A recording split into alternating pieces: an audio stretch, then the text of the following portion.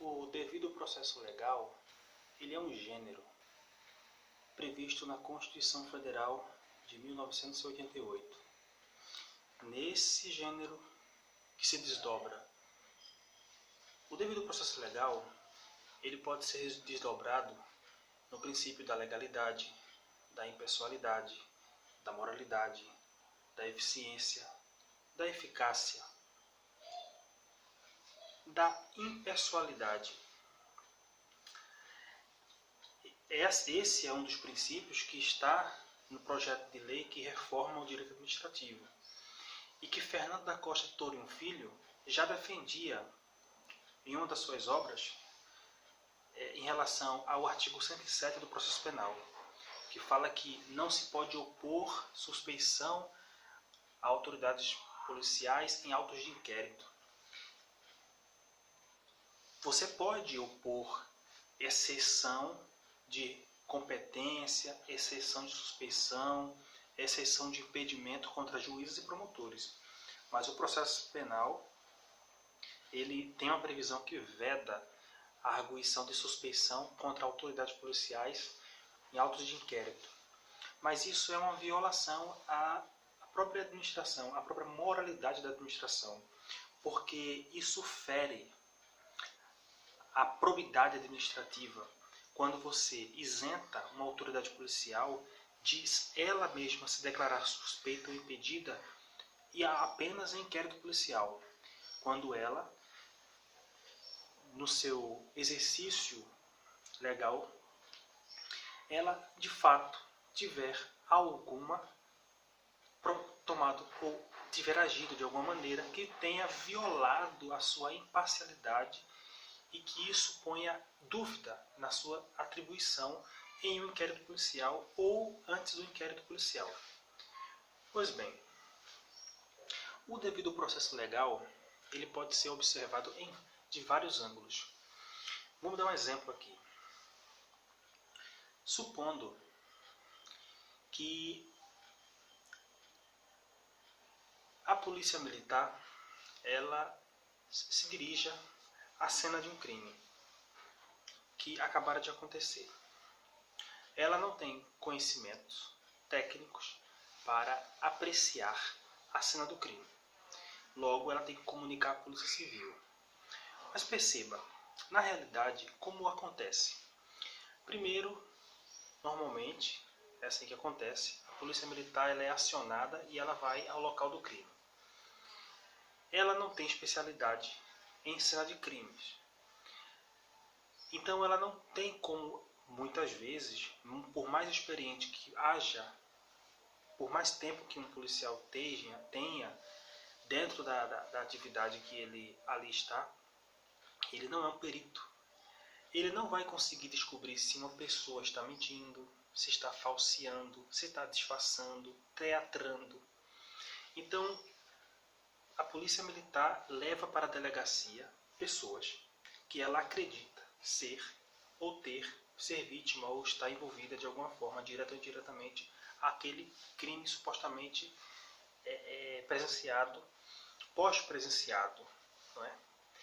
Então a Polícia Civil vai fazer aquela triagem das testemunhas, das provas, dos objetos encontrados, fotografias, toda aquela cena que a gente pode imaginar, né? E o delegado abre um inquérito policial, né? Ele baixa a portaria, tem lá um processozinho de inquérito, tudo bonitinho. E ele vai colher informações trazidas pela Polícia Militar e vai colher suas próprias informações e constar no inquérito. Tudo bem. O inquérito policial, ele é um inquérito administrativo. Qual é a natureza do inquérito policial?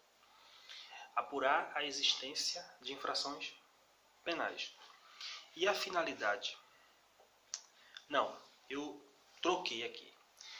A finalidade do inquérito policial é apurar a existência de infrações penais e identificar seus autores, suas vítimas.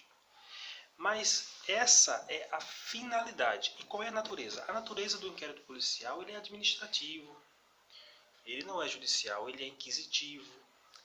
Portanto, ele não admite contraditório. Por mais que a gente saiba que é assegurado o contraditório no âmbito administrativo e judiciário, é sabido que, por mais que o inquérito policial seja um ato administrativo, você não tem acusado no inquérito policial, você tem indiciado. Você só teria o cerceamento de defesa no procedimento administrativo se fosse admitido a condição de acusado no inquérito policial, mas não há acusação, há indiciado. Portanto, não se admitiria em tese, isso vem mudando aos poucos, mas a doutrina clássica defende que o sistema inquisitório ela não pressupõe a defesa de um contraditório. O que isso viola a Constituição Federal, viola os princípios morais da Constituição Federal.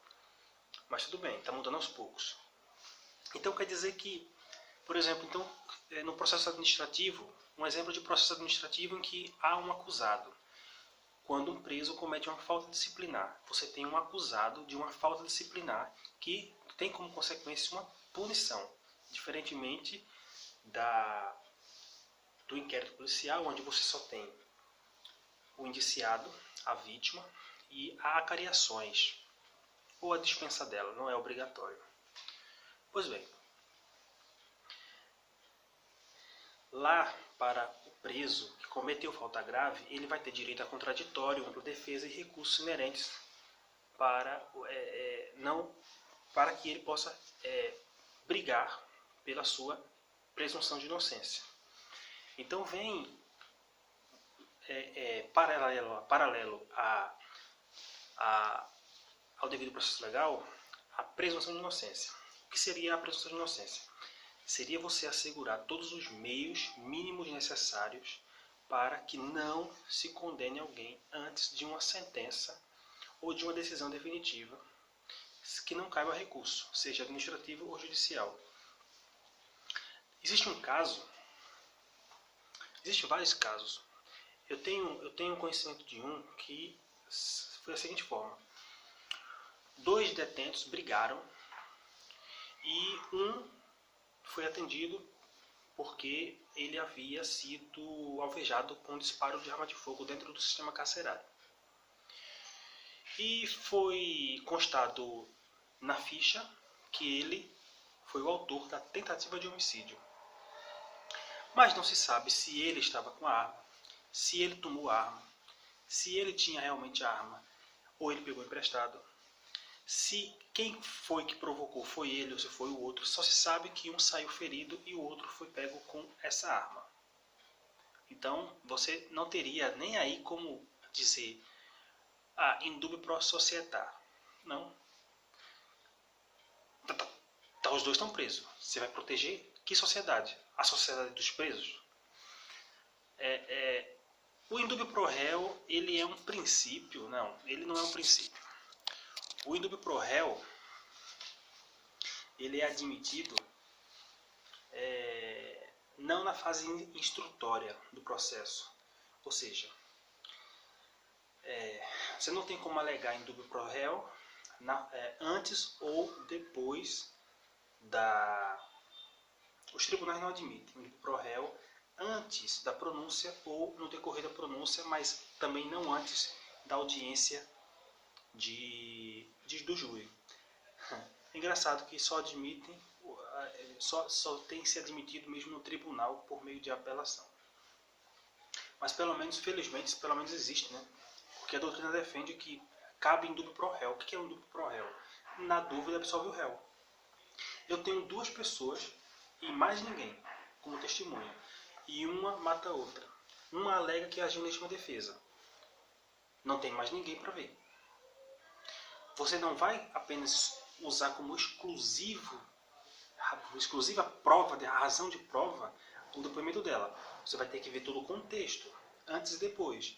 Onde eles estavam, como ele se relacionava na sociedade, há um contexto a ser observado.